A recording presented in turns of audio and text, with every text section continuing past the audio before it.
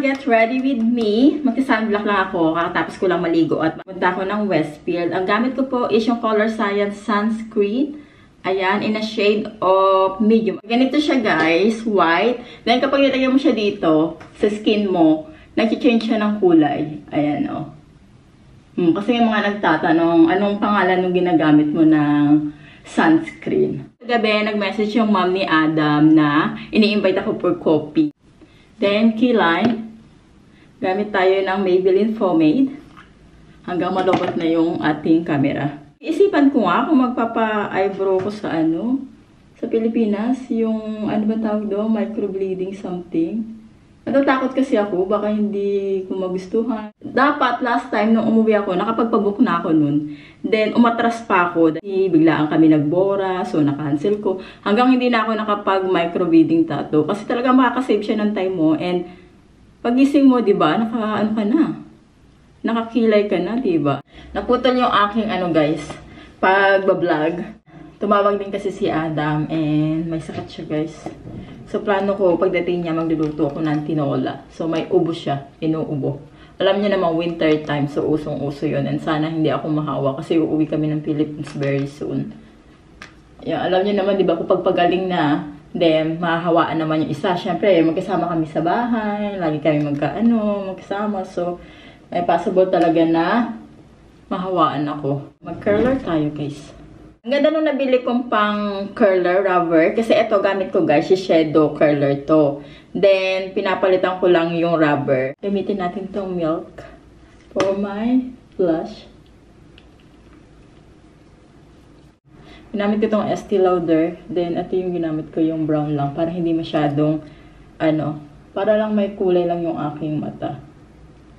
Nilalagyan ko ng oil yung peklat ko dito sa aking tuhod. Ang pangat-pangat tignan. Talaga naiinis ako guys.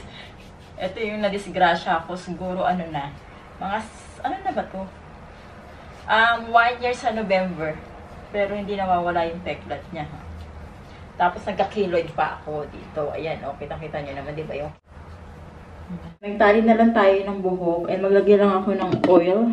Naglagay na ako ng oil. Hindi ako magbabasa ng hair ko. Mga 3 days, so depende kapag makati na yung hair ko. So, gamit ko na hair is Hino o Pino oil. Kailangan pag maglagay ng konti.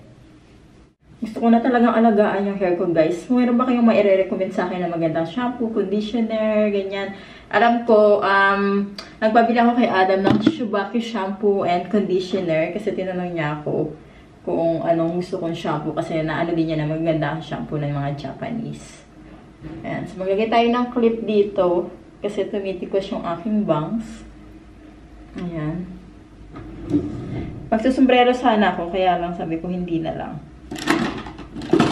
I-clip ko lang yung aking hair. Paano ba? Ganyan na lang. Kita niyo ba yung hair ko, guys? Ayan. Okay, so yun yung ating look. Breakfast lang ako guys. And I'm ready. Mag-jacket na din ako. Nakasuot ako ng Heattech long sleeve turtle. Then, ito, from Uniqlo din tong pants ko guys. Ayan. So, dito na ako no? Ayan yung ating outfit guys. Magra-rubber shoes lang ako. Then, tingin tayo ng gagamitin kong jacket. Breakfast lang ako.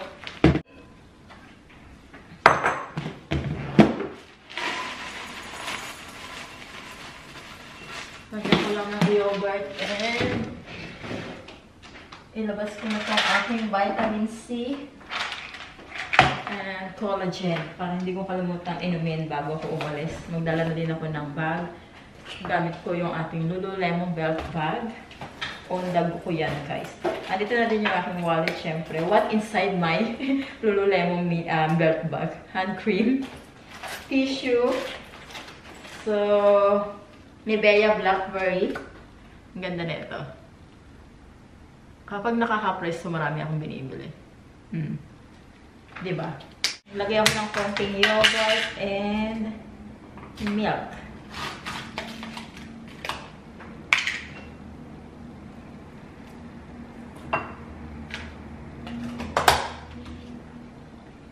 naman ang expire nito, 12 pa.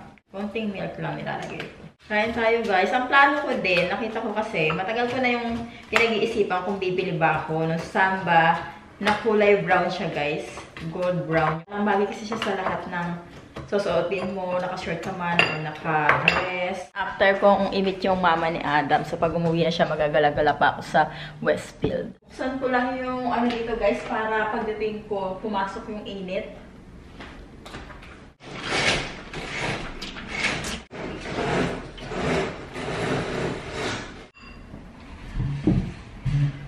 Okay, ayan, hindi ko nabubuksan yung heater natin kasi may araw naman na papasok. Kain tayo. Okay. Bali, dalawang heat tech yung suot ko. Kaya medyo naiinitan na ako. Hindi na ako mag-jacket. And magdala lang din ako ng scarf ko. Ayan yung ating outfitan, guys. Anyway, let's go na. Oras na. Andito na ako sa Westfield.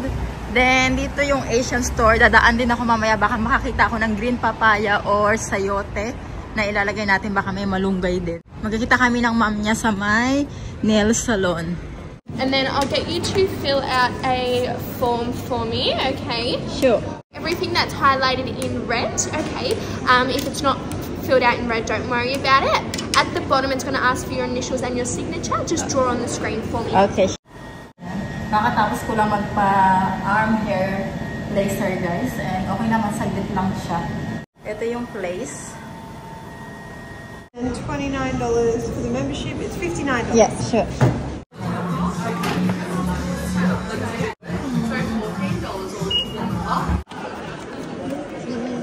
Punta ako ng Foot Locker kasi nakasale yung kanilang Samba. Tayo saglit dito sa Meijer, guys. Meron akong titignan na lippy lipstick na Dior. Ito yung lipstick na gusto kong bilhin, yung 524. Maganda daw. Ang ganda nito guys, pero hindi ako bibili. Window shopping lang tayo. Pero ang mura niya na ha, naka-take a further 30% off na siya din. Naka-sale na din. Yung itsura niya guys, maganda siya. In fairness. Mura na. Mura talaga yun. $439 down to $249. Then take a further 30% off. Diba? Ito. So, over naman to.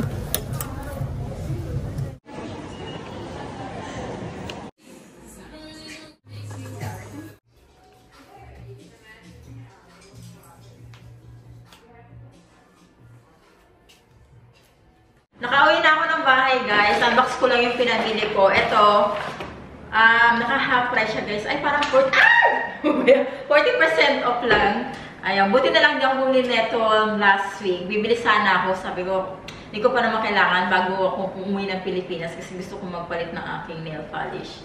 Ayan, so buti na lang hindi ako bumili, naka 40% off siya. And bumili na din ako ng bagong Opalak na nail polish color. Ito medyo nude pink lang, guys. Then yung Easy Top and Base Coat. Gusto ko siyang i-try. Then ano pa ba? Nagpa-laser na din ako. Biglaan lang din ako nagpa-laser. Dapat magpapabook lang ako. Magtatanong ako. Sa Mecca, bumili ako ng Charlotte Tilbury setting spray. Nakita ko ito kasi maganda daw. So yung pang travel size lang. Ayan, kailangan ko siya. Gaganyan mo lang. So, tingnan natin kung maganda. Eto, matagal ko na siya talagang gustong bilhin. Pinag-iisipan ko pa kasi hindi naman ako mahilig talaga sa mga, sneakers.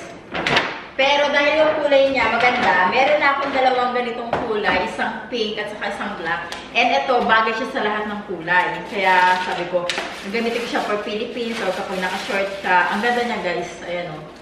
Diba? Ano ba ito? Gold and nude. Eh, nagustuhan ko kasi may gold, siya, guys. Ako naman, nakita ito ni Adam. Bumili siya ng koala. Ibibigay niya sa pamangkin ko. Sabi niya, bilhin natin para sa pamangkin mo. Diba? Ang cute. Naalala niya pa. Kaya bumili ako ng mga medicine na kailangan namin for Philippines. Lalo na first time ni Adam na uuwi ng Pilipinas. Kaya bumili kami ng mga kailangan namin. At ito naman, Panamax sa din ko sa Pilipinas para meron silang para setamol sa bahay. And ito for Buscopan, gastro, yung mga ganyan, tapos Panamax, magdadala kami. Lalagay ko na din dito pang-allergy. Luto tayo ng tinola dahil si Adam is may sakit. And feeling ko parang magkakasakit din ako kasi sobrang sakit ng ulo ko kanina. Tapos parang inuubo ko. Sabi ko patay tayo dyan. So nagkasakit si Adam at nasa Hong Kong siya ngayon. So sobrang worried ako sa kanya. Then yung voice niya medyo cracky na siya guys. Uuwi naman siya bukas. Kaya ang plano ko lutuan siya ng tinolang manok. Tinolang manok ako. So ito, binili ko siya guys for me. Mamaya manonood ako. Bumili ako ng chicken neck. For me yan hanggang bukas lunch ko guys. Siyempre, papaya. Bumili ako ng papaya. At alam niyo ba ang mahal ng papaya? $13 to. $13 for papaya. Pero dahil gusto kong kumain ng papaya, ang gagamitin natin chicken is yung Thai cutlet for tinola bukas pag uwi ni Adam. Gagawin tayo lang ng onion, chili, green, and ginger. Kailangan natin yan. So, ito i-adobo ko to ngayon, yung leeg. And ito, bumili na rin ako ng chocolate na minis. Naka-half-price siya po may pamangkin. So, ayan lang yung pinamili ko guys. At magluluto ako ng adobo ngayon na din. Cooking time! Magluluto ako ng adobong leeg. Chicken neck nila dito, wala siyang ano guys, wala siyang balat. So, ganyan lang siya. Gagawin ko adobong tamad. Gusto ko lang kumain ng leeg. And adobo yung natripan kong iluto.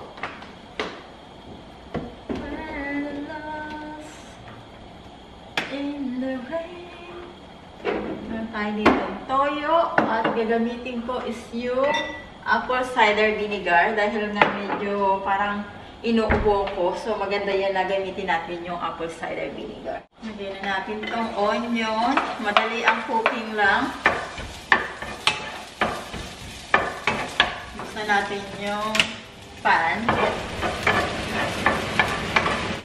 Lagay ko na din yung onion.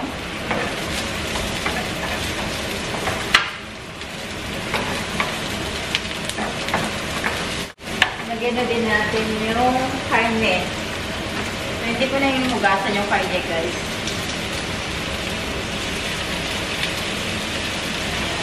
Malinis naman yung kamay ko. Iprito lang natin ng saglit.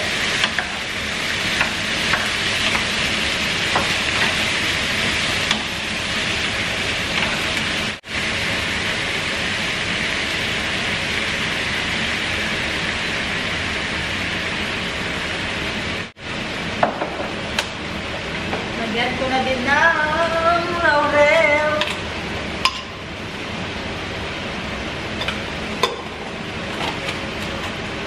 Then pepper.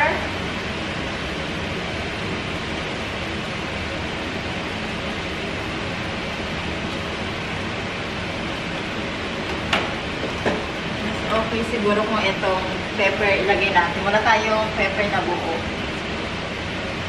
Wala tayong sili. Gusto ko sana may sili. Para mas masarap, maanghang-anghang sana. Haluin ko lang. Maghiwa lang ako ng patatas. Dapat piniprito ko talaga yung patatas kapag nagluluto ko ng ng adobo. Kaya lang guys, medyo masama yung pakiramdam ko. Tinatamad ako. So, kaya adobong tamad yung aking niluluto. Lagyan na rin natin itong patatas.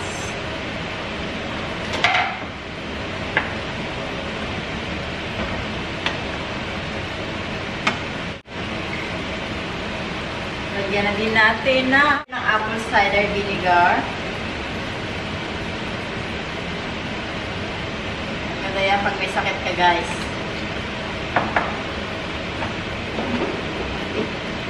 Then, takpan lang natin. Wait lang tayo. Hinaan ng konti and balikan natin yan. Lagyan natin ng konting tabasco. Alam niyo naman ako, may ibig talaga ako sa manghang. So, try natin itong lagyan. Dahil wala tayong sili.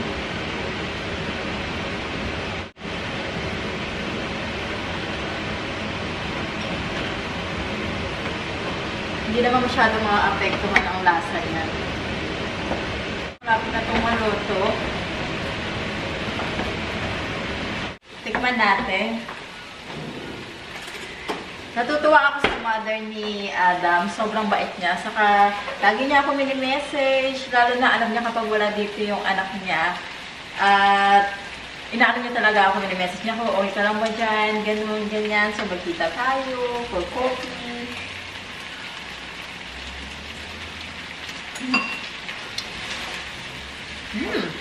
Maanghang in fairness.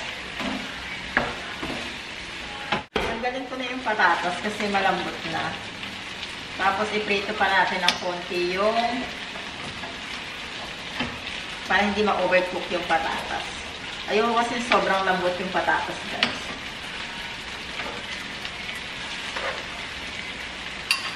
Ayan guys, diba ang sarap? Tuyo-tuyo talaga yung adobo. Guys, dito na gutom ako. Ang dami. Konti lang yan kasi leeg yan, guys. Wala naman yung laman. Harap. Init. Gutom na yung lola niya eh. Kumain ako doon sa Westfield. Bumili lang ako ng 5 piraso na dumpling. Kasi masakit na yung ulo ko.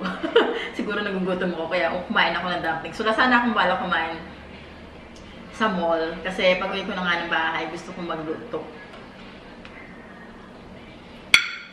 Kaya lang, parang hindi ko na kayang maglakad. Sa sakit ng ulo ko. So, sabi ko baka nagugutom lang ako kaya masakit yung ulo ko.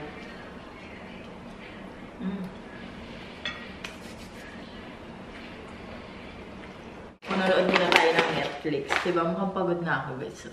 Pulo ako ng tubig para sa tea. Gusto ko panoodin yung pagkasama ko si Adam. How to Get Away from Murder. Hindi ko pa natapos yung Emily in Paris. Kasi minsan natawa ako tapos